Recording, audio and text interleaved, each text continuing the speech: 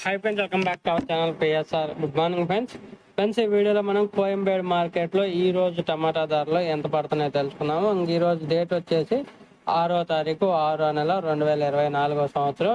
ఇక్కడ కోయంబేడు మార్కెట్లో అయితే 15 కేజీల బాక్సులు ఉంటాయి, అలాగే 30 కేజీల బాక్సులు కూడా ఉంటాయి.